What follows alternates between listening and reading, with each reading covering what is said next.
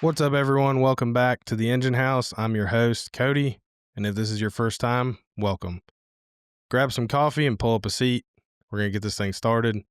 Before we jump in, just a couple quick things. This podcast is brought to you by Engine House Designs. That's my company. We specialize in custom apparel, hats, hoodies, jackets, whether those are embroidered or printed. We can also hook you up with patches and decals, and now custom flags. We can also help you solve any of your ordering problems by hosting a custom online store for your department. This will solve like bulk order issues and, that horrible task of collecting money from people. We do all of this to help ignite the pride in firemen across the nation. So check us out at enginehousedesigns.com. You can also hit us up on Instagram, Facebook, TikTok, and YouTube.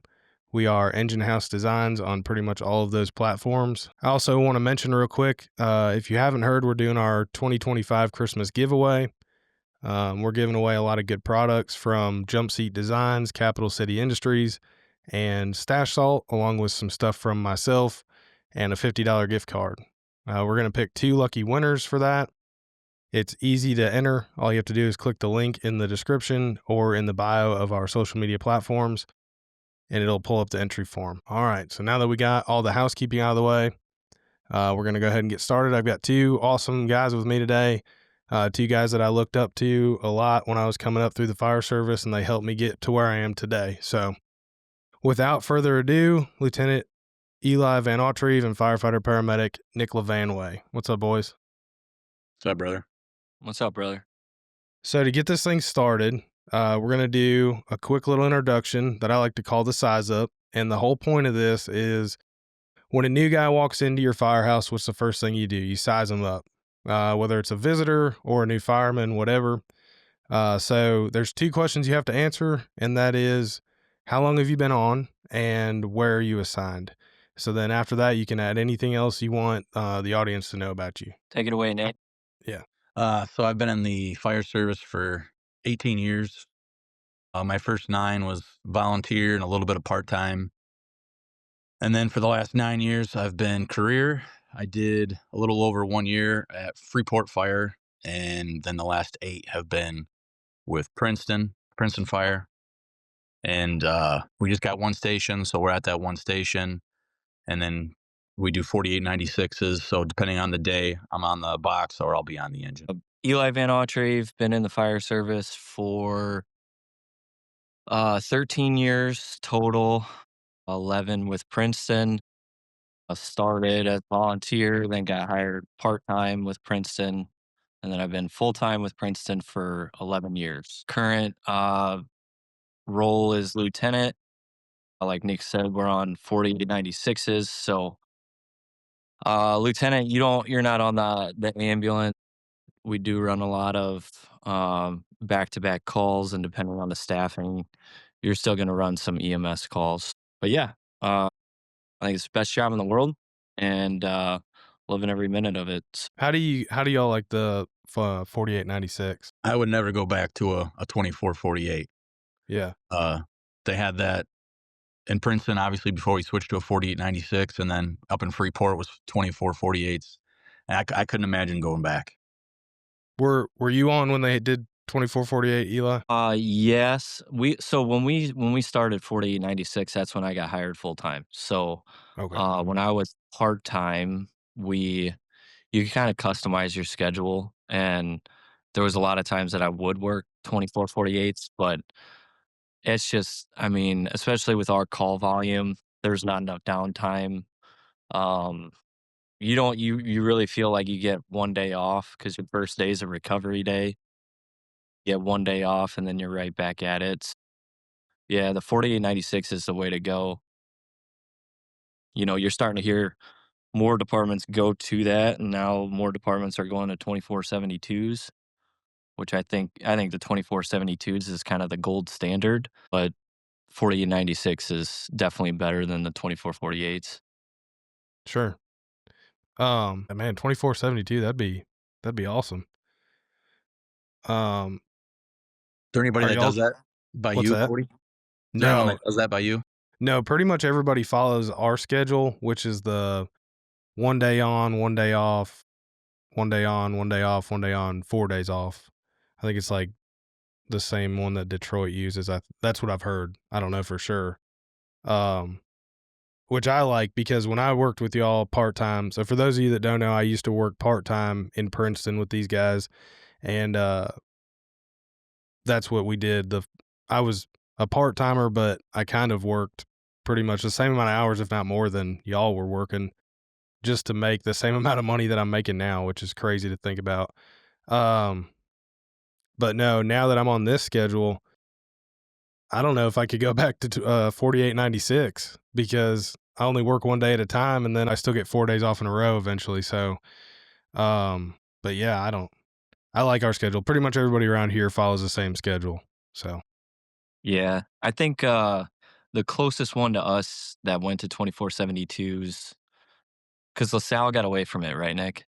No, LaSalle and Peru still do, but They still do. they just staff an engineer during the day, and that's it. You're all alone. Bloomington just went to the 24/72s, but yeah, other than that, you're really starting to gain more traction with the 48/96s around us. We've had a lot of departments reach out to us and ask how we like it. Our wives have gone to some union meetings for other departments just to kind of give their 2 cents. Because I think a big motivator um, against the 48/96s is a lot of times the spouses are not on board because then they look at that as, okay, I got to fend for myself for 2 days. 2 whole days in a row. Yeah, but once they see the benefits of their spouse being home for 4 days, I think that is what causes them to kind of be more open minded about it. And so yeah, like Dixon moved to 48/96s, and our wives went and spoke at the union meeting. So it's starting to gain more traction. Yeah, man, that's something I never really thought about. I guess because it's probably not a thought here, is like the family side of it and how our schedule affects them. Like that's really cool actually to hear how family members that, wives especially are going to these union meetings and trying to, push for certain things. Because I don't think a lot of people think about that, like how our schedule doesn't just affect us, it directly affects us, but secondhand, they're kind of getting the brunt of the hours too. So that's cool to hear that they're being involved too. Yeah, I think like my wife, she's not known anything different than the 48/96s. She loves it, but I mean, she's never seen the 24/48 schedule to compare it. I don't think she would like that any better. I mean, the 48/96 on my 4 days off, I'm able to be real present, and both me and Nick are on dad duty on our 4 days off. So, Yeah, for sure. which helps out a lot for them. I know it's a long 2 days, but um, having family around really helps too. Yeah. So Well, if that's y'all need a definitely break from the kids, come down and make some hats with me. yeah. It might be a little crooked. Yeah. How's Nicole feel about the 4896? She loves it. She Yeah, loves it. She got to experience the 24/48s when I was up in Freeport, and we didn't have kids then, so not as big of a deal. But it's still nice, to have, to be home 4 days together yeah, every week, and then plus you're getting more consecutive weekends off, so you're not missing out as much stuff on the weekends. for sure. And obviously that'll be, I think, even better once the kids are a little older and start playing in sports. I think you're more likely to see more games and not miss out on so many. Yeah, absolutely. Absolutely. All right. So there's a couple of things that I did want to ask each of you since I have you here and we haven't talked in quite a while. I think the last time I saw y'all was 4th of July-ish when I came up there. So, and even then it was so busy. Eli hosts a great party, by the way. Uh, so you've been promoted, Eli, for about 2 years now. Yep. January 1st, it'll be 2 years. Okay. So we're coming up on 2 years.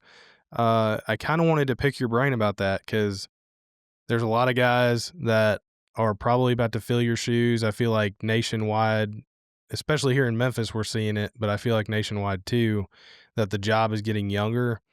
Um, and so there's going to be a lot of guys that are going to be in the same shoes you were. So, um, I guess the first question is, how did you feel about getting promoted to company officer? Did you feel ready? Were you confident? If not, kind of just explain overall what your feelings were when you found out you're about to get promoted. Yeah, so I'll kind of start back at the start of my testing process for lieutenant. So this was my third lieutenant's test that I took. The first two, I did it to get my feet wet, see the process, see how I could get better. But for both of those tests, I went into the interview and pretty much just told the board like, "Hey, I'm not ready for this, but I know that it's something that I want in the future. So I'm doing this to gain experience, get my feet wet for when I am ready." And so then my third test that I took came around, and this was like the first time that I studied. I did interview prep all the time, preparing for my oral board interview, and then I took it serious, and I was 100% ready, and I knew that in my heart that I was ready. So I went into this most recent test with a different mindset, and yeah, ended up placing at the top, and then got promoted. I knew that there was going to be a promotion from that list, and everybody else did too that tested, because we had a guy retiring, so we were gonna backfill his position. So yeah, I got the offer, was 100% ready, mentally ready. I thought I think you not only got to be mentally ready, but in the way I look at a lieutenant and a leader is you got to be on your A game in all aspects, mentally, physically, emotionally, like everything. So you're the guy. I mean, everybody comes to if they have a question, whether it's tactic related, whether it's the size of the nozzle on the engine. I mean, you're the guy that everybody looks to. So if you don't know your stuff, you're not gonna earn that trust. And so I was 32 when I got the position, so I'm still, that's a young lieutenant. I've been on the job for 9 years and gained a lot of experience that way, and I definitely felt ready. But you still got to earn the trust of your guys. And when I went to my new shift, that was something that I went in with my mindset like I've got to earn these guys' trust, and not only on the fire ground, but back at the station. And that is, I have a mindset of servant leadership, leading from the front, whether it come to training, normal station duties, or on the fire ground, or on a wreck. You need to be on your A game and being out there with the guys doing the work. And I feel like that's how you gain trust. Man, that's super important, right? Getting them to buy in, and trust you because you are, like you said, you're young, um, and you were now in charge of guys that you kind of grew up under in the fire service, right? Yeah. So I've got two senior guys on my shift. One guy was on the department when I got on, so he's more senior than I am. Um, and he's someone that I looked up to when I first got on Princeton too. So now being in charge of him, there's a fine line when you have new guys and you have senior guys, and now you're in charge of guys that have more seniority than you. So you gotta respect that and have the right mindset that you can't come in like a bull in a china shop and say it's my way or the highway. This guy has earned his position and has been there for a while. So you gotta respect that and you gotta show him that respect, and but also still be motivating for the young guys, the Sure. the newer guys on the shift. So um it's all about earning that trust with everybody, and it takes time. Like, you're not gonna come in there and earn trust day one, especially with the senior guys. So you just gotta show up day in and day out, and over time, you'll earn that trust, and you're you being a motivated, individual, that's gonna rub off on them. It's just gonna it could take a month, it could take a year, but if you gotta keep showing up consistently motivated and on top of your A game, and it'll rub off. It rubs off for sure. You just gotta show up. One of the like main mindsets around here, or the guys that I work with, because I work with some pretty high caliber dudes, and they're all well respected. And one of the things that the lieutenants focus their mindset on is like, don't make me be a lieutenant today. I'm not here to puff my chest out and throw my weight around, but if you make me do my job, if you make me be a lieutenant to you, then we have an issue. So, and I think that's a great mindset to have. I think what you said is great about being a servant to your people, taking care of them, and being a leader from the front. That's all great stuff.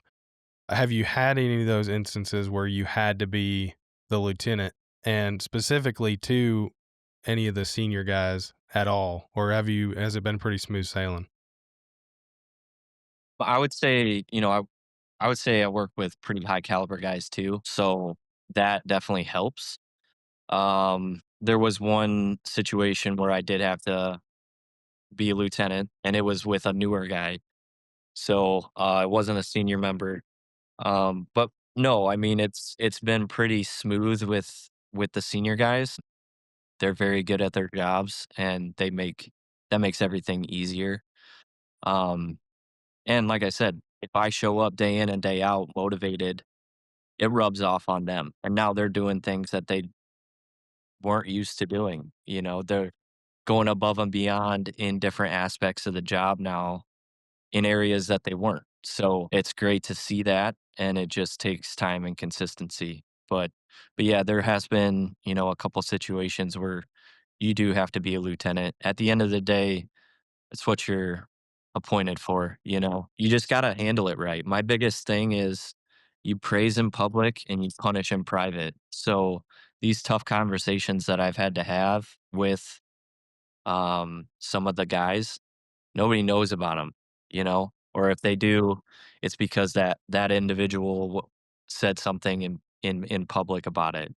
For the majority of it, you know, nobody knows that I've had to have those conversations because they shouldn't know. Sure. We should be praising our guys in public and not punishing in public. And I think that that's a common misconception is you a lot of times it's backwards. You want to punish in public because it may make you look better, and then you give an attaboy in private, and Yeah. that's not how it should be. That's not how our leaders should be now. That doesn't create that trust for sure. No, no. So, yeah, difficult conversations. That's part of the job and the position, and they're important to have. Um, if I've learned anything in the almost 2 years now, it's if you got to have a difficult conversation, have it right away. Like, don't let it fester. Don't give it time. If you see the need for a difficult conversation and you got to have that talk with that individual, do it right away and don't wait. So, Nick, no, you and Eli are pretty close. One might even say like best friends. So, what was it like seeing one of your best friends get promoted? And did that change y'all's relationship at all? Did your perspective on him have to change, or did it change at all? Uh, I remember the day that the list came out, I saw he got number one. As soon as I saw it, I was on the phone calling him. I was pumped for him. I'm pretty sure we had a couple sodas that night. Unfortunately, I don't get to work with him very often anymore. Because once he got promoted, we went to different shifts. But the little bit I have, no, I mean nothing's changed. He's still the same awesome dude. I wish I could work for him. I think it'd be awesome to work underneath him. A little side note and backstory too. Me and Nick used to be on the same shift and worked together for 6 years, I think. Yeah. Roughly six Yeah, years on the same shift. So um, we went through a lot of stuff together on that when we were on the same shift together, and got real close. And then yeah, when I got the offer, or even before I seen that I was number one, I hadn't even been able to read the list yet. I'm getting a call from Nick, and like I think I pulled up the picture of the list while I was on the phone with him. He's the one that They told you. yeah, pretty much. Yeah, yeah. No, and then yeah, we celebrated that night, and yeah, it was awesome. He's given me the most support out of everybody, 100%. Because how many total people, including part timers, do y'all have that work there? 14, probably in the around 18. Around 18. And then there's Yep. 3 shifts. So not a lot of guys per shift, like you said, the one station. So was it by design that y'all were put on different shifts, or does that just how it fell? Uh, it's a little bit of both, honestly. Because I know like Yeah. here, the way they'll do it is if you were a driver, you have a very low chance, like 1% chance of becoming the lieutenant when you get promoted on that same company. And that's because you were in a not necessarily authoritative state and now you are. So it can either make you or break you being in charge of guys that you were previously equal to. So I didn't know if that was something that they took into consideration. It's not for that reason that we're not on the same shifts. I think it's a little bit of how it fell, and then it's a lot of bit of we're both very motivated individuals with the job, Sure. and to spread that out a little bit across 2 shifts instead of 1 shift to try to motivate more guys, and to have us rub off on more people, which it's a blessing in disguise, but it also we'd love to work together too because we know how well we work together. And when you have multiple motivated guys on the same company, I mean, You're a superpower. yeah, I mean it's very valuable. So yeah, Absolutely. I think As the that's good old days. Yeah.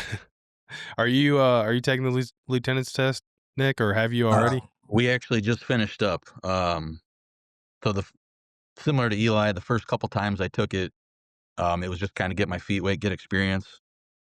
Um, and then this last time, we literally just got the final list today.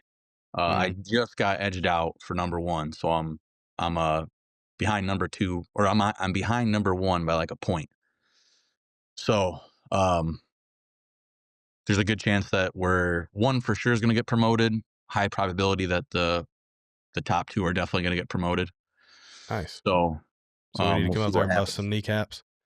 I don't know if I go that far, but yeah, I'm excited. Cool, man. Very awesome. All right. So we kind of covered Eli's journey. Now I'm really curious about your time in Freeport because you worked for Freeport, Illinois, right? So just kind of why you chose Freeport and then why you came back to Princeton. So yeah, so I had a couple years part time for Princeton. Around that time, I'm testing everywhere I can, and this was back when it was hard to get hired. Like now, you might have 10 people show up to take your full time eligibility list, but back then, I mean, you're getting 80 to 100. And of course, at the time, I also met a girl from that area, so that's part of the reason why you do anything, right? Yeah, for sure. And so anyway, so I test for Freeport, got number one on that list. I was there for a little over a year. It was awesome being part of a bigger department like that. The town was like 30,000 people, 3 stations. You had minimum manning of 9 a day. It was awesome being a part of an organization where you had like that firehouse pride. You know, house two's the best. Piss off house one. That type of Yeah. shit. So that part was awesome. There was a great group of guys up there. They definitely burned more than Princeton. So I got some good experience in that year. So I wasn't planning on testing anywhere else. Like I was good. I was happy in Freeport. It was close to where my now wife was living. And so I was content up there. Loved working with the guys that I worked with. There was not supposed to be a spot that opened up in Princeton because I had already taken that eligibility list before I got hired in Freeport. So I was on this list. A guy goes off the job because of a stroke. That's kind of a crazy story too, because on that I'm third on that list for Princeton. I'm thinking there's no way they make it to 3. 1 and 2 somehow screw up their chances. Fail the polygraph, failed the psych test. Gets to me. So I ultimately took the job. One of the big reasons was, being closer to family. Job security was a little bit better in Princeton. There was little stuff in Freeport, and it is a great department. I tell everybody that's testing, hey, go up there, work up there if you can. There was just little stuff that caught me off guard. Like I can remember one of my first couple days uh, being up in Freeport and kind of like I'm trying to learn the rigs. Like I'm opening up every door. I'm trying to memorize everything because that's what I'm used to. That's how we're brought up in Princeton is Right. like Right. before you can get off orientation, you got to know every bit of piece of equipment, what it's for. And I can remember I'm the only one in the bay and I'm opening doors and one guy comes up and he's like, "What are you doing?" And I said, I'm just trying to memorize everything so I know exactly where, what's on this truck and everything. And he goes, "Oh, you don't have to do that." And he walked back downstairs. Yeah. So it's just little stuff like that. That was just like, I mean, those guys are great and they burn a lot. They got a lot of experience. But yeah, ultimately I ended up coming back to Princeton and very happy how things have worked out for me so far. Good. Yeah, man, I'm happy for you. Do you think that's like a mentality that a city versus a small department gets where it's like, I mean, I came from Princeton too, and I remember orientation because I think I failed the rescue like 4 times, and Berlin was not very happy with me. But I remember it was very strict, and I carry that through my career too. When I go work somewhere overtime that I don't normally work, I raise every door and check and see what's there. But I know there's definitely some attitudes like that here too, and I don't know if that's just a common like in a city versus, a smaller town. Is it like burnout, complacency? I don't know if it's individual based or if it's more of like the type of department. You know what I'm saying? Yeah, I think it's probably 50-50. I think it's a little bit culture and then just a little bit like how motivated of a person are you. So, I mean, because you can have there was guys there at Freeport that definitely knew like every inch of their apparatus, like no questions. But there was also like an equal group, I would say that that wasn't the case. But I think it's all Mm, about your mindset and is this where you just want to spend your off days from your side job, or is this your main job? sure. But no, I totally get moving back to, where you're from. The first couple of years that I was down here in Memphis, um, I kind of said similar things like, if I could move Memphis back home, that would be the perfect, world scenario. Or if I could get all of y'all to move down here, that'd be the perfect world scenario. But I can't move all my friends and family down to Memphis. So, you know, but I mean, now I've grown here. I've, solidified my job. I've made good friends and it feels more like home. But I definitely understand, especially if you're new still at Freeport and you get that call from home while you move back.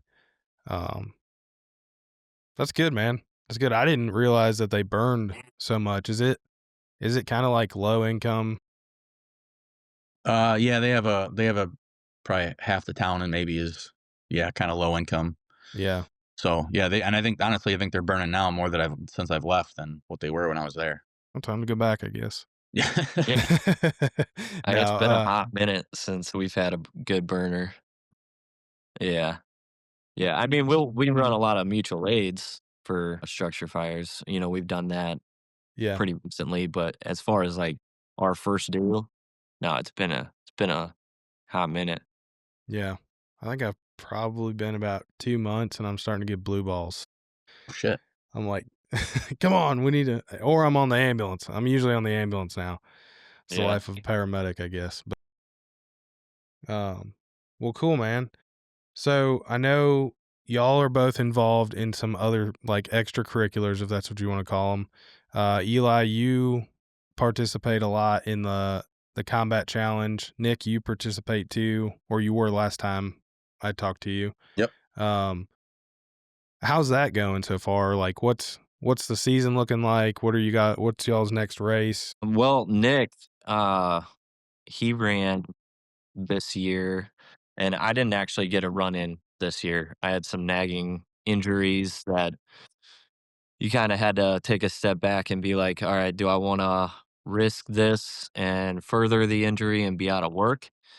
Or do I want to just kind of rest and recover a little bit and not push the issue? So I felt like it was smarter for me to not run. The timings that we were going to run, I had some nagging injuries going on. So Nick ran this year, and I think our next run, when we always try to hit FDIC, we had talked about maybe not doing FDIC this year as far as running the combat challenge, but and maybe taking a couple classes instead. Because we always go to FDIC, and usually that's our first run of the year. But yeah, we're interested in taking some classes and going for that instead. When you go to FDIC and you're going to run the challenge, you definitely have a little bit of added pressure the whole trip Yeah, over to yeah, Indy. And a lot of people watching. yeah, and it's more of okay, I put in all this work. Let's go see how it resulted. Mm. So you have that pressure of like, you have a goal in mind and you always want to meet that goal. It's the challenge, I think, is more of a personal thing. It's not really about at least for me, it's not about what you get in the competition, first, second, third, 20th. It doesn't matter. It's what you have set in your head on your goal and accomplishing your goals. So yeah, I don't know. It might be FDIC next year. It could be just hitting the Midwest regional. Um, I throw around worlds every year, and I've only made it to one. 2 years ago, went down to Florida and ran, and that was a awesome experience. You had guys from all over the world, uh, hundreds of guys competing, and it was awesome to be a part of. So I'd like to get back to another worlds. Heck yeah, that'd be awesome. How'd you do, Nick, when you ran? I'm trying to get under 2 minutes right now is the goal. I'm not as much of a stud as Eli is. Yeah, Um, whatever. but we've been at it for Eli's been at it for 5 years. 2019, Yeah. that was the first run, and Nick has been along my side the entire way from the start. Yeah, my first run was 2019 at FDIC, and I remember thinking like, I'm in good shape. I work out, and I did it, and I full sent it, and like went 100% from the start, and didn't realize you kind of had to pace yourself a little bit, and I about died, and I was circling the drain hard on the dummy drag, and and that was kind of like a wake up call for me. Like, all right, well, yeah, you work out, but what's your workouts consist of? Yeah, Mine were more like bodybuilding style of workouts and stuff rather than functional fitness. And so it was a wake up call for me. And then Nick got on board. I started training at the high school on their stair tower, and I set up a little course and got Nick out there. And once he did it and started practicing with me, then he got hooked on it too. So what year was your first run, Nick? Was it 2020? I think no, because of COVID, so I think it was 2021. Yeah, you're right. 2020 was an off year. Yep. man, Cody, COVID you were fucked the up day. everything. Weren't you there the day I hit myself on the head with the sledgehammer? Yeah, yeah, it was. uh, uh, so yeah, so Eli got into the challenge, and I like when I went to go see him race, I went to go watch him in FDIC, I think, and Like at the time I was like doing the same shit. I was like doing like bodybuilding basically stuff and not like functional fitness, and really didn't have an interest in doing it. And then after watching them, I started practicing with them, and still wasn't gonna do the challenge. I was just doing it to be active. And finally, I was like, you know what? I think it was like a month before the next race, and I was like, you know what? I'm gonna do it. So I signed up last minute, and have kind of been hooked ever since. So yeah, just still out there working. We had one more guy join us this year because up until this year it was just the two of us. This year we had a third guy join us, and then it sounds like this coming year we have two more interested, so a total of five. So it'd be pretty cool Awesome. that we actually have like a team Yeah, going on. awesome. Yeah, uh we're getting more younger guys in our department, and we're gonna be getting even more here in the next few years. And so a couple of the younger guys that got on, they had a lot of interest in it, seeing me and Nick do it, and then that third guy who joined us this year, definitely starting to rub off on others, and which is an awesome thing to see. But I just noticed like changing my style of working out to more functional fitness and like training geared towards the challenge has made the job itself 10 times easier. You know, like you're itching for that fire and that good call because I I work my ass off in the gym and I want to put that to the test. And so when we get that call, that's game time, you know? So it definitely helps prepare you better. It's made the job easier. And then just like the camaraderie that you get with the other guys at the challenge. I mean, everybody who shows up there is like-minded. They're all doing this in their free time. A lot of guys are paying their own way to all these events, registration fees, all that stuff. So they're in the right mindset, and being surrounded by guys like that's super refreshing, and you make friends along the way, and it's been a good thing. So Yeah, that's awesome. Like you said, that was my next question was, has it made a difference in the job, like translated over to the job? But also, I'm curious, has it helped your calves get any bigger? dude, nothing's gonna help that. Nothing. Thanks, Dad. uh, Something else I do want to say about the just kind of about the whole like fitness subject. So like when I came back from Freeport and came to Princeton, I got pretty comfortable in Freeport, and I put on a little probationary weight. I always told myself if I hit like forever I floated at like 230. And I told myself if I ever hit 250, it's time to get your shit together. So I come back from Freeport and I hit 250. I mean, I always worked out, but I think I just wasn't doing the right workouts and I wasn't eating the cleanest. But um, just being around Eli all the time, like I would not be where I am today if it wasn't for him. Like obviously I had to do the work, but like how we talked about earlier, like the stuff's contagious. Like a good attitude's contagious. Like working out's contagious. Um, if it wasn't for him, I would not be where I am today. So I think I told you sure. that before, but thank That you. goes back into being a leader, right? And getting people to buy in. So, it helped me a lot working around both of y'all. You know, for the listeners, these two guys got me hired. They got me to test. They got me to do all the things. They would sit down and they would interview me with questions for the civil service test.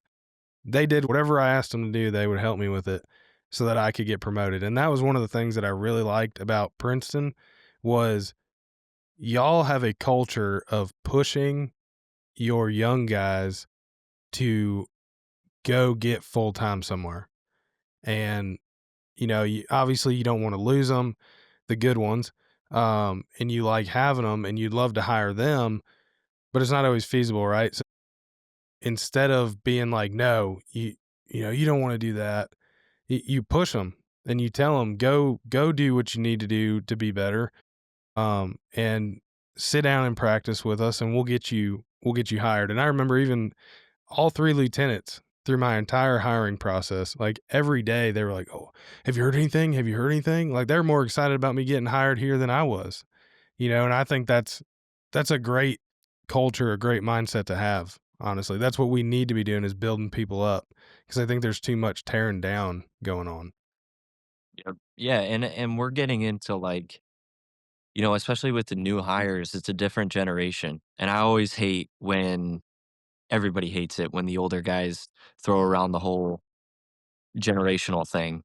And I do too. I don't like that like that either, but calling a spade, this is a different generation that we're hiring. These young guys haven't been around a lot of this stuff. They're not This is a blue collar job. Me and you, Cody, we've talked a lot about that, but um some of these guys coming in have never swung a hammer. They don't Yeah, have that skill set. So it's not their fault. And that's what we have to shift our mindset instead of thinking um these young kids coming in here don't know a thing about work, don't have that mindset. You got to have the mindset of it's not their fault that they haven't been around that, but we have to teach them that. So anytime we do maintenance on vehicles or we're doing maintenance on building projects or whatever, I grab the guy who doesn't have experience in swinging a hammer and we're going to learn, So, um,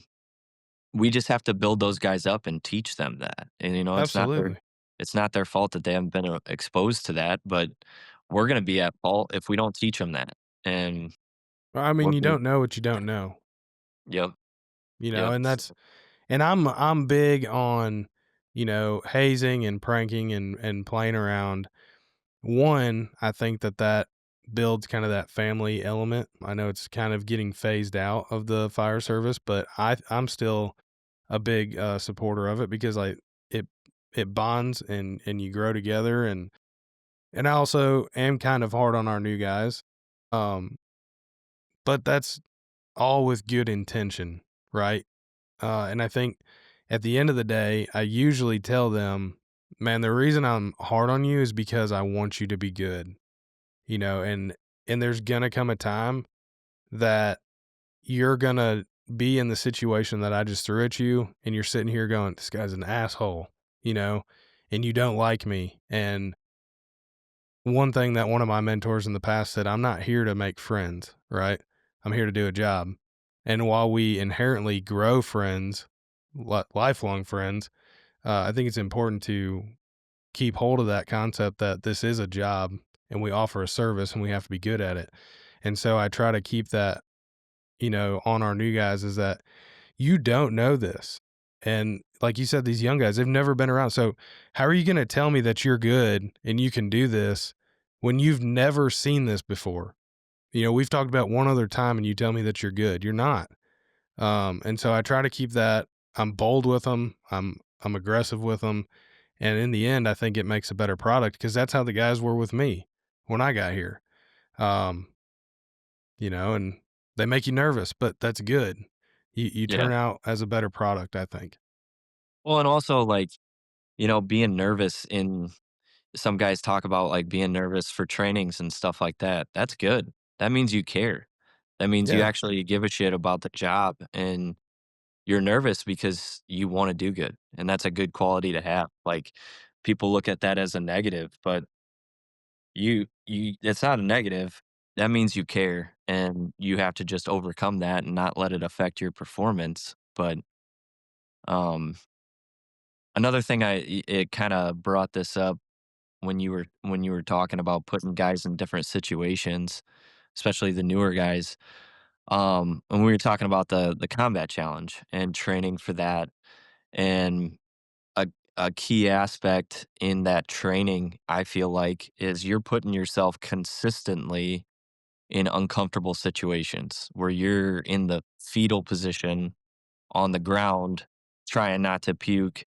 Your legs are full full of lactic acid that you can't get out, and you're putting yourself in these uncomfortable situations 'cause then you know your breaking point. If you've never put yourself in that situation, you don't know your breaking point. So right. now you're gonna figure out your breaking point on the fire ground for the first time. You don't want that.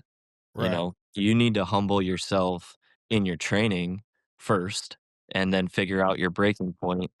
Then when you get to the fire ground, you're going to perform better because when you start circling the drain, you're going to say in your head, I've been here before. I can get through Right. this, Yeah. you If you're know? not used to working at a high heart rate, you're going to be in the front yard before long. Yeah. And it ties on to the newer guys too, you know, rubbing off on that style of training so that they put themselves in these uncomfortable situations when lives aren't on the line, no? Yeah. One of y'all runs the academy every year, right? Yeah. So Eli did before me. Eli ran it for a handful of years, and then when he got promoted, it got passed down to me. So this is year 3 that I've been running that.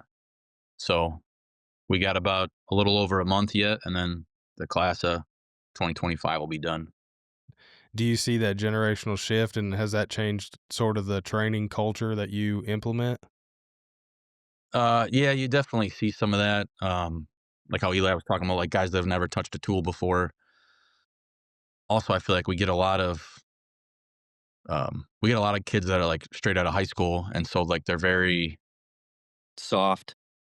yeah, that's a good word for it. Yeah, just Yeah. yeah, soft, and you almost find yourself like tiptoeing. Not that you should, but you're almost kind of tiptoeing around their feelings a little bit, and then until eventually one day, like you got to lay the hammer, or like we're never going to get anywhere. Right. Well, and I think too, like one of my best friends down here, he told me, he said, like, I'm not trying to be a dick, man, but if I care about you, I'm just going to tell you the truth. And if you might not want to hear it, but it shows that I care more about you because I'm telling you the truth. And so I've started to develop that mindset. Like, if I really care about you, I'm just going to tell you, because I'd rather you hear it from me than somebody that doesn't care about you and they're going to tell you some off the wall shit, you know? Right. So, Yeah, so this academy has been going around for over 20 years, and we have a great track record of we have great guys that come through. A lot of them eventually we find out are full time somewhere. But obviously we're the only full time department in our county, so we're surrounded by a lot of volunteers, and so it's kind of hard to have that fine line of like we want to have nice, polished, hardworking guys, but at the same time it's like okay, like there's a group of volunteers here that are like they're not planning on going career, like they're just trying to help their community. So like I want to be more of an asshole, but at the same time, you kind of got to reel it back in. I feel like, or you're gonna scare them away. Kind of. It's a fine right. line. You It got to is. find. It is because you're you're trying to tell them that this is so important. This is your job, and they're like, "No, it's not. I've got to go spray Yeah. fields tomorrow." That It's yeah, I different. get it. I There get was, it.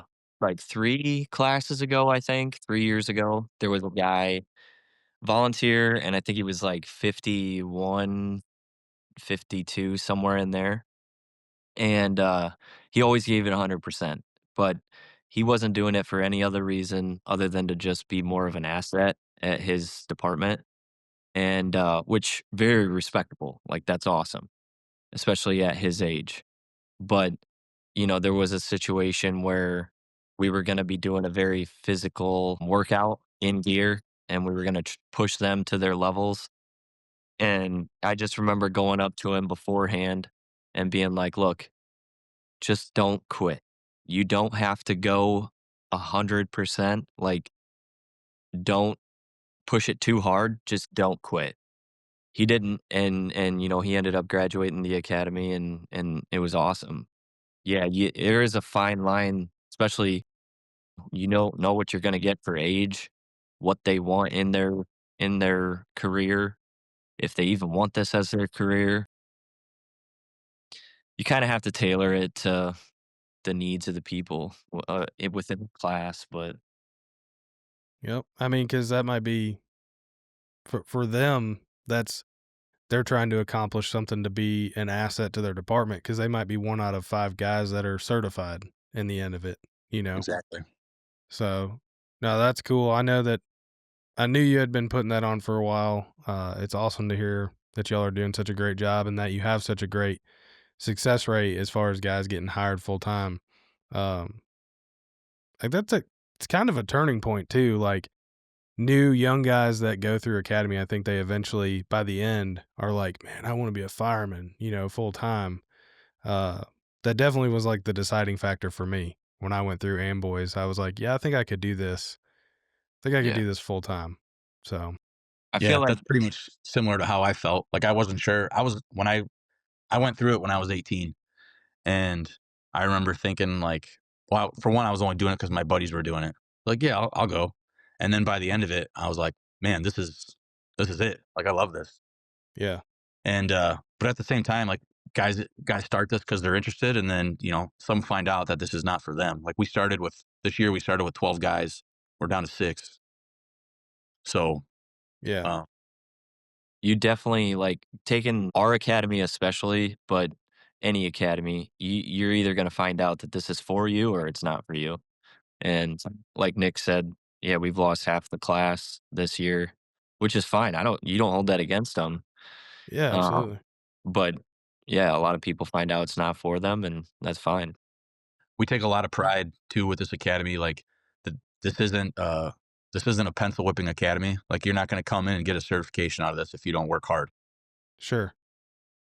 Well, that's very important because there are a lot of places that are, if you show up, you know, for most of the days and or maybe you don't, well, you're gonna get a certificate at the end. In this last academy class, the current one, um, had to have a conversation with an individual the other night of like, we have an expectation of the product that we provide through this academy, and there's certain things we're not going to let fly. And if you keep doing this, we're going to let you go because it's our reputation on the line too. Because we're expected to put out a good product, and Yeah, we're absolutely. gonna do that regardless. Well, especially when you've been doing it for 20 years. And you, like you said, you're the only career department in the county.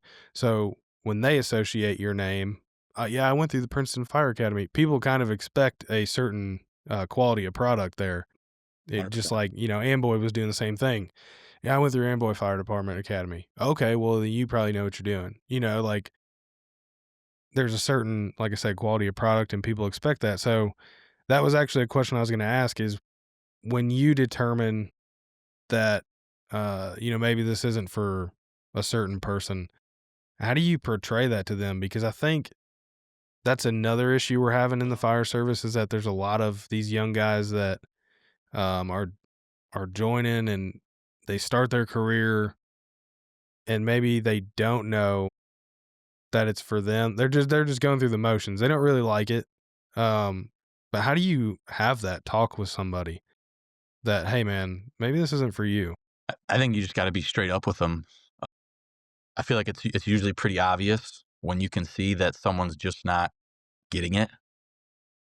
You can tell that they're not comfortable. There's a difference between not being comfortable because you're new on the job, but then not being comfortable because like this isn't for you. And there's a couple now that I can think of in the academy that they might squeak by, but I don't think that I don't foresee them having a career in the fire service by any means. Sure. And is that because of like physical or mental Uh, capacity? Probably both. Yeah. Okay.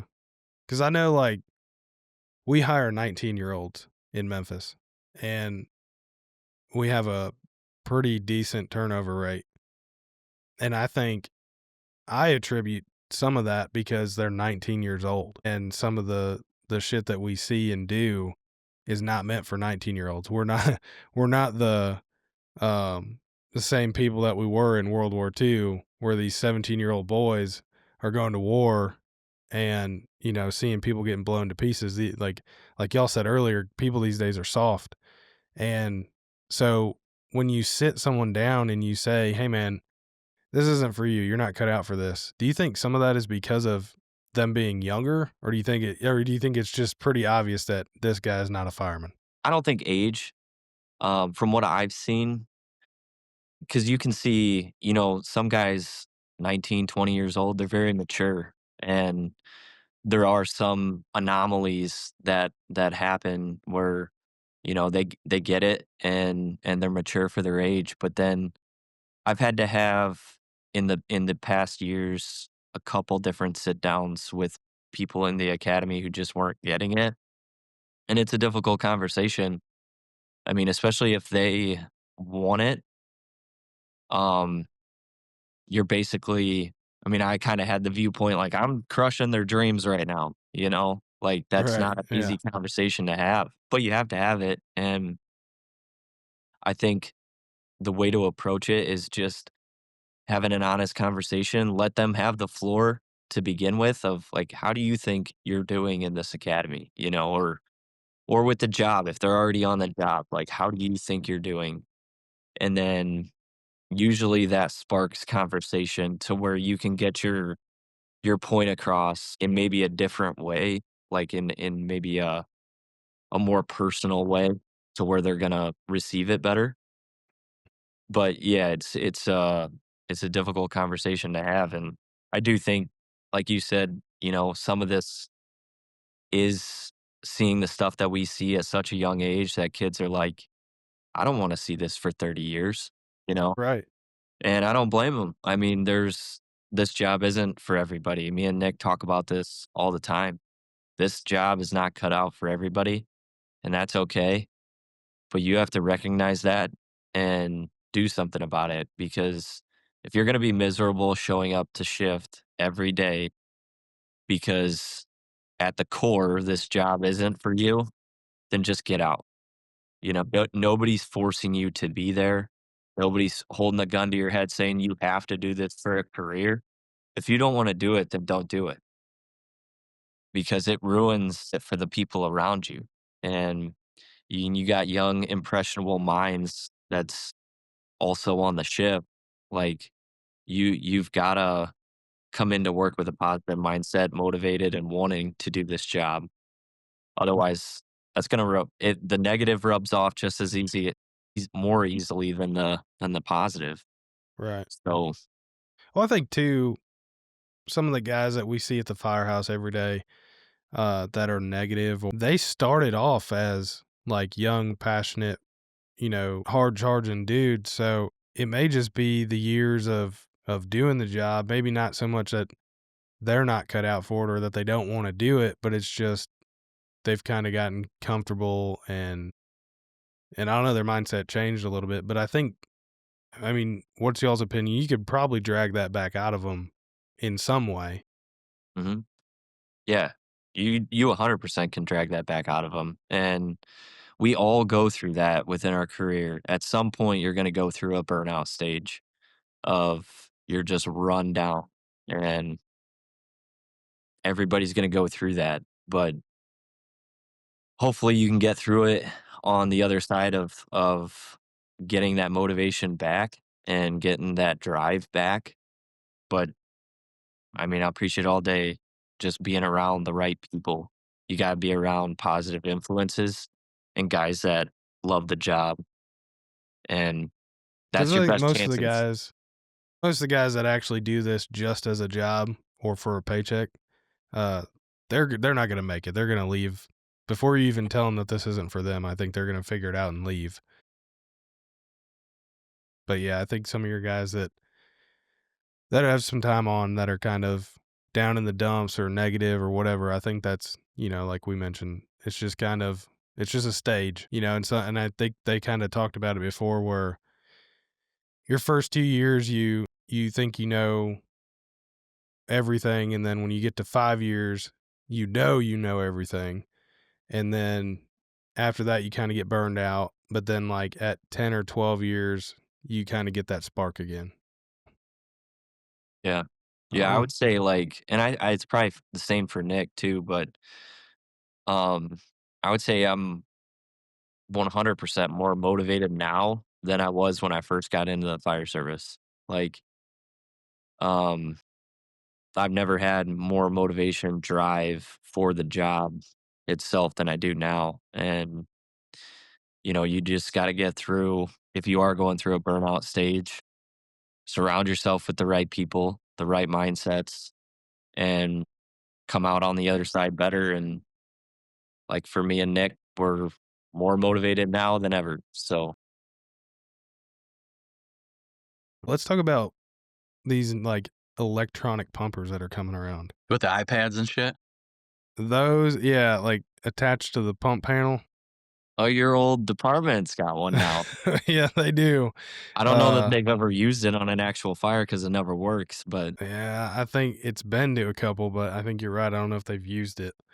yeah, Um, is that something Princeton's gonna go to eventually, or are y'all gonna steer clear of that shit? no, Definitely not. no. Oh, I mean, uh, so for those listening, like we have our engines CAFs equipped, so we do have electronic valves, which was something to get used to. It was a little different. And then we run compressed air foam through our hose lines. That's a little bit different than just the water only of what we were used to. So, there was a transition with that, but from what we've seen on the fires that we've had, it's worked very well. Um, the only negative I've seen as far as tactics go and being on the hose line and in the structure is it still remains pretty hot. If you're trying to cool as you go, it's cooling less than what we were used to with the water. So that's an adjustment. Um, but you try to get the bulk of the fire knocked down and go straight into vent, and then it relieves it. But that's really the only negative I've seen with the CAF system.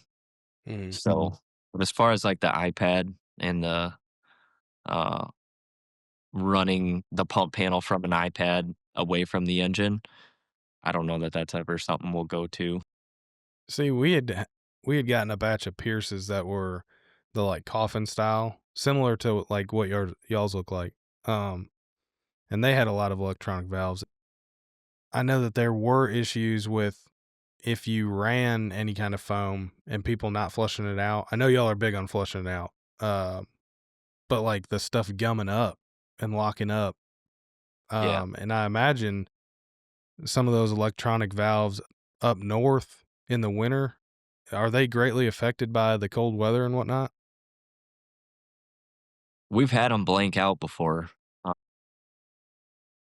to where basically all the screens black out, just due to the cold. Is there a manual override, like a way to operate that without that screen? We still have a couple manual levers for some discharges that we can improvise. I don't think we've ever been put in the situation of that happening on a fire. We noticed it happen on like wrecks when we go out on the interstate when it's real cold. We've noticed that, but we haven't really had, knock on wood, we haven't had any issues with it on a fire that I can recall.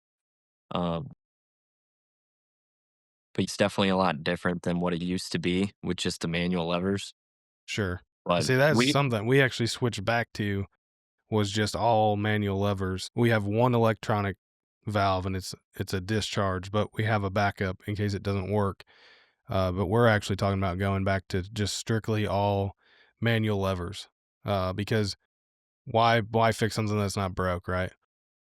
yeah, yeah, we have had our fair share of issues with our calf system in general. But yeah, it was a learning curve, and we try to make it fireman proof and put labels on stuff, especially for like flushing and the maintenance that you got to do on them to prevent that gumming.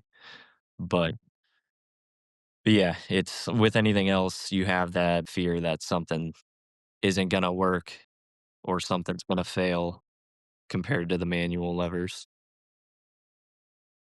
All right. Well, I've really enjoyed talking to y'all. Um, and if there's nothing else, we'll wrap this thing up. Um, like I said, I really enjoyed having you two on here. Uh, it meant a lot that you agreed to do this because of the impact that you've had on my career, and helping me get to where I am today. And I know that anytime I have a question, and there have been multiple times that I have, that I could text either one of you, and you always try to get me an answer the best that you can.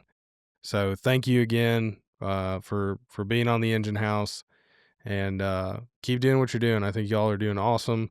Nick, good luck on the test. Um, I know you're going to make an awesome lieutenant. And Eli, again, doing a great job already. So I appreciate y'all. For all the listeners, again, check out Engine House Designs, enginehousedesigns.com. Don't forget to click the link in the bio or description so that you can get entered into that giveaway.